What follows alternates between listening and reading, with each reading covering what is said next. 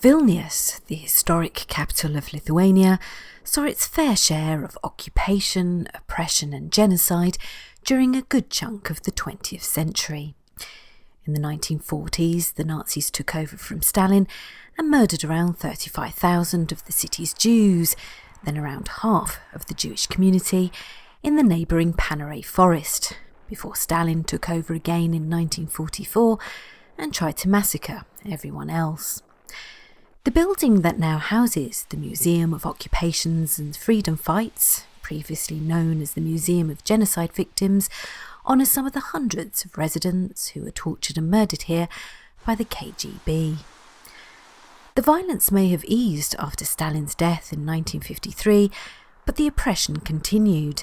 In 1989, 2 million Baltic citizens called for their independence from the Soviet Union, but instead of retaliating with violence, they created a peaceful human chain 600 kilometres long, starting in the Estonian capital of Tallinn and ending here in Vilnius. The exact spot where the chain ended is now marked by a red tile. Local tradition states that if one finds the tile, with the word Stebuklas, meaning miracle, marked on it, and does a clockwise turn on it, then they are granted a wish.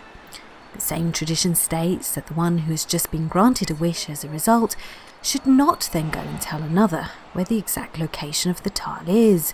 So I won't, and leave it for others to find amongst the hundreds of tiles paving Cathedral Square. Oh, damn!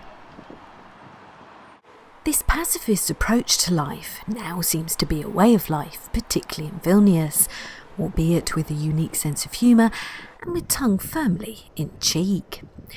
In 1995, for example, what better way to celebrate the city's recent liberation from the Soviet Union than to erect a memorial to the late Frank Zappa? Anti-establishment and American were arguably two human traits most hated by the Soviet regime, and Zappa represented both.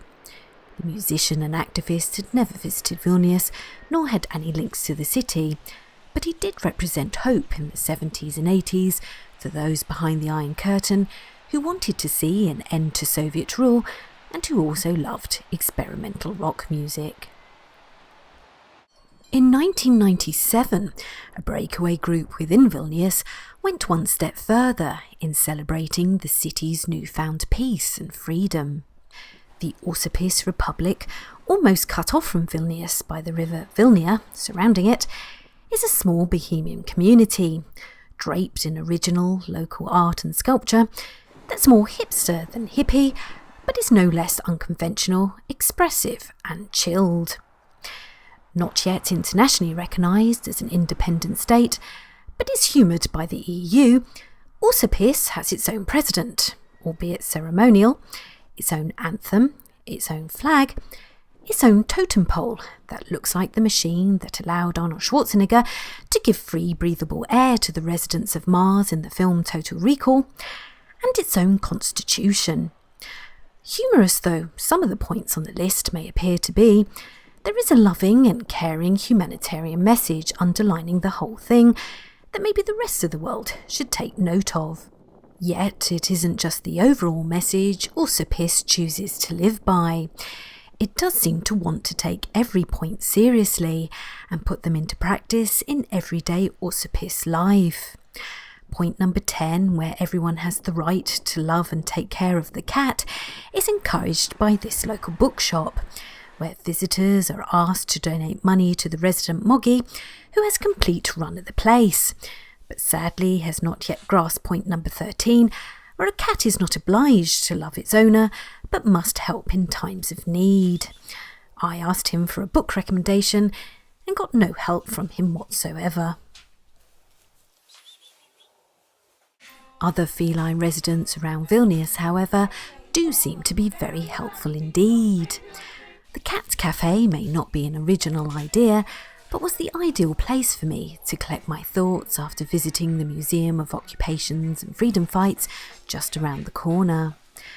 One can have a piece of cake and a cuddle with the handful of cats who are extremely well looked after and serenaded here all day with easy listening music by the likes of Michael Bublé, Sade and Amy Howe Winehouse.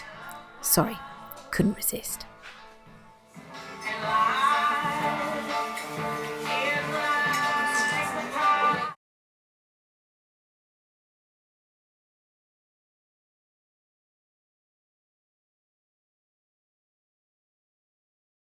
We